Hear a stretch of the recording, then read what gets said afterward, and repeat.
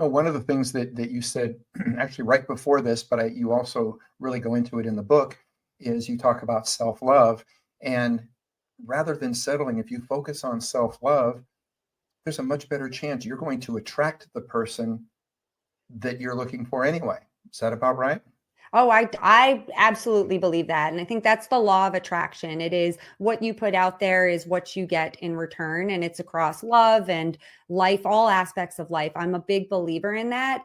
And I think if we are looking, just like we said, if we're looking for somebody else to fill our gaps or fix us or support us in ways that we are not able to support ourselves, like basic things of, emotional support, or we're asking too much from somebody else as well. And so we're almost setting them up to, let us down, because it's not their job in a relationship to make you happy.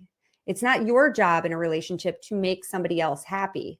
Your life is about you, and Mhm. so loving yourself is an absolute necessity. And as you do that, I do believe, if you're into, vibrational matches and all of that, I personally am. I think you just give off a kind of aura about yourself that's, the right person is going to find that attractive.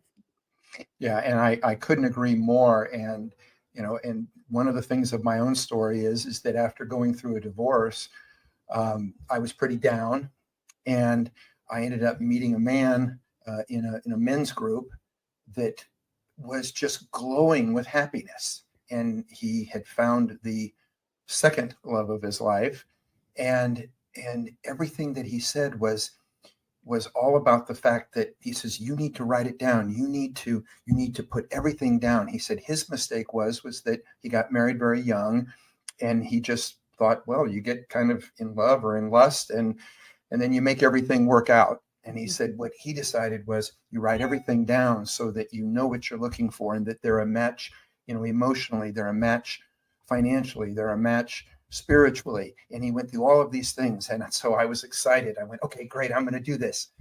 And I wrote all of that stuff down. I broke it down into 5 different categories. And I was so proud of myself. And I read it a few times, and I paused and I looked at it and I said, no, I need to now write something of who I need to be to deserve that person. And I rewrote a completely different thing that focused on who I needed to be, which included what you talk about, which is self love. And sure enough, for me, sometime after that, I met someone and realized that there is a whole nother level of love that if you wait, you might find it. I love that story, Alan. I mean, how great is that you put the time to figure out what it is you wanted, and then you actually were open enough to change that, and tweak Mhm. it to make it like, no, this is actually what I need to do for myself. And I think that is about becoming somebody that is attracting that equal, because Yeah. who wants to be in a relationship with somebody that's not their equal? Right? Like equal, whatever, however you define equal. Like I want a partner. I think that's why it's called a Yeah. partnership. It's not called anything else. It's called a partnership. And I think that's a beautiful, beautiful story. And I think that it's because it's purposeful, right? That's Mhm. great.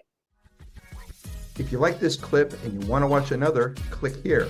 If you want to watch the whole episode, click here.